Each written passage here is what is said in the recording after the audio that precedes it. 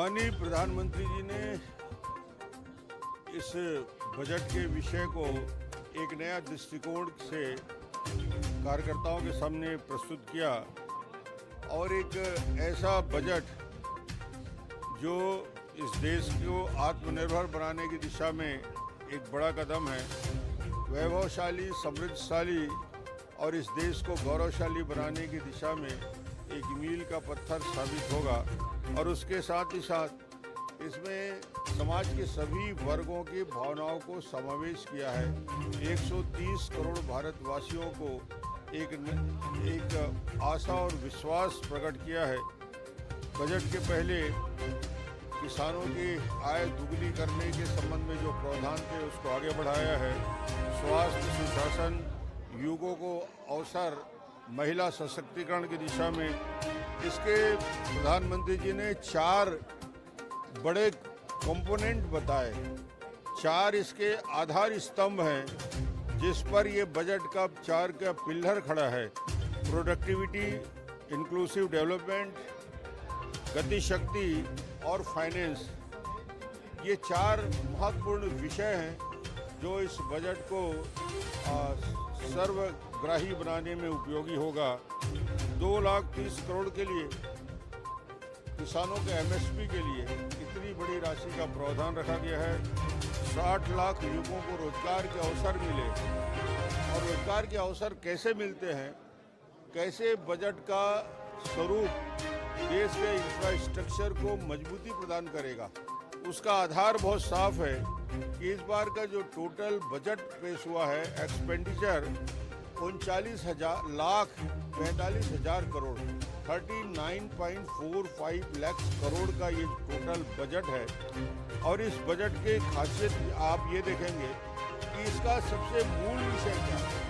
किसी बजट को जब स्टडी करते हैं, बजट की बारीकों को पढ़ते हैं, तो सबसे पहली निगाह जाती है कि कैपिटल एक्सपेंडिचर आपके इंफ्रास्ट्रक्चर के लिए, रोड है, सड़क है, रेलवे है, एयर है, नेशनल हाईवे है, इसके लिए हम कितनी राशि खर्च करने जा रहे हैं। और कैपिटल एक्सपेंडिचर का जो ग्रोथ हुआ है वो 35.4% हुआ है। ये अपने आप में अद्भुत है। आप देखेंगे 5.54 लाख करोड़ का जो पिछले वर्षों का बजट था उसको बढ़ के 5.54 से 7.5 लाख करोड़ तक पहुंचा है। इसका मतलब है 35.4% का ग्रोथ है। वो एक गतिशीलता लाएगा इंफ्रास्ट्रक्चर के सेक्टर में और एक बड़ा वर्ग इससे प्रभावित होगा और रोजगार के अवसर इसमें प्रदान होंगे।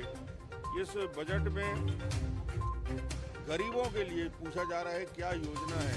गरीबों के लिए हर घर में शुद्ध पेयजल पहुंचाने के लिए सबसे बड़ी योजना है जिसमें 60,000 करोड़ खर्च हो रहे हैं।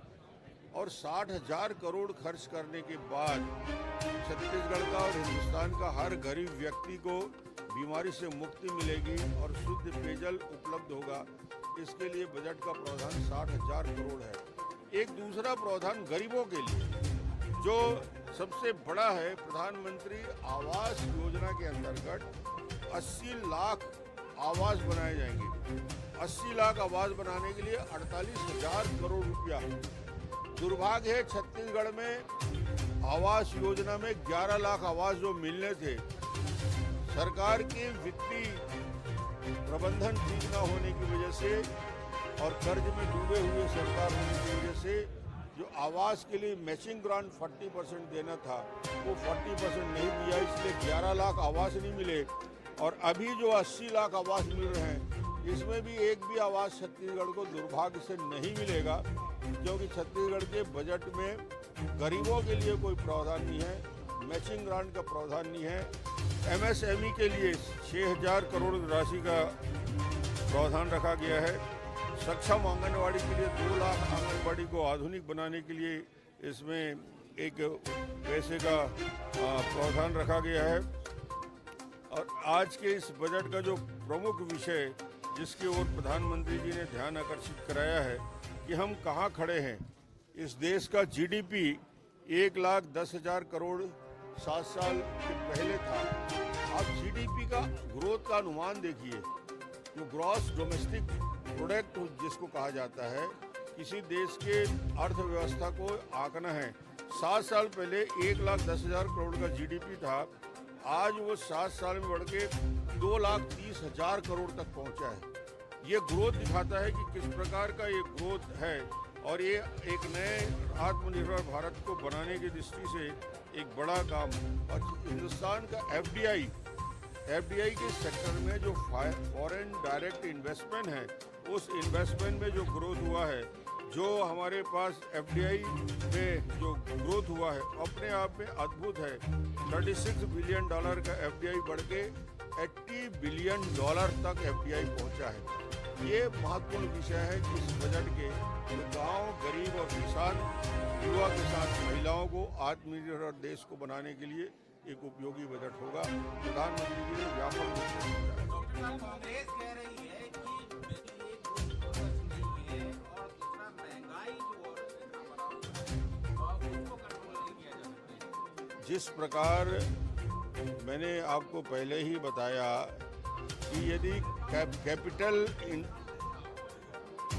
फंड जो रहता है हमारा, और इंफ्रास्ट्रक्चर का जो फंड होता है, उसमें यदि ग्रोथ है 35%, तो अपने आप रोजगार के नए अवसर बनेंगे, नई यूनिवर्सिटी बनेंगे, नई सड़क, नए एयरपोर्ट बनेंगे, नए रेलवे के लाइन बनेंगे, और इसी से ही रोजगार के इनडायरेक्ट और डायरेक्ट असर मिलते हैं, जो मुख्यमंत्री इंफ्रास्ट्रक्चर जानता ही नहीं, जिसने इंफ्रास्ट्रक्चर को छत्तीसगढ़ में जीरो कर दिया है, जो सड़क, पुलिया, पुल, स्कूल, अस्पताल नहीं जानता, नरवा गरवा घुरुआबारी की बात करता है, वो क्या रोजगार की बात करेगा। रोजगार दे रहा है भूपेश बघेल, शराब घर पहुंचाने के लिए रोजगार दे रहा है, बोल रहा है गोबर को इकट्ठा करो और छेना बनाओ, इसके लिए रोजगार दे रहा है।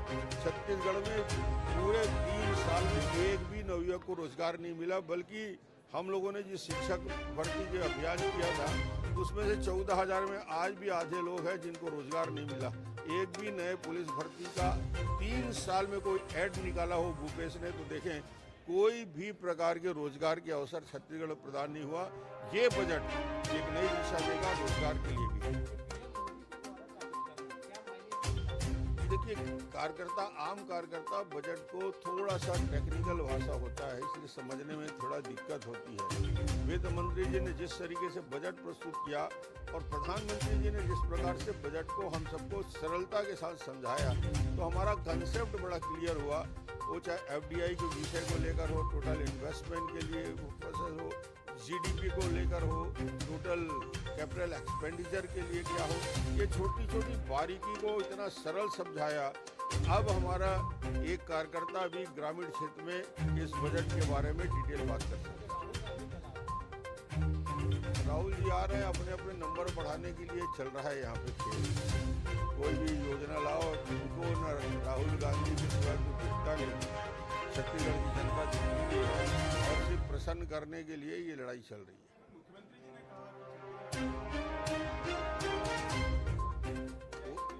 किसी को स्पेशल राज्य का घोषणा हुआ ही नहीं।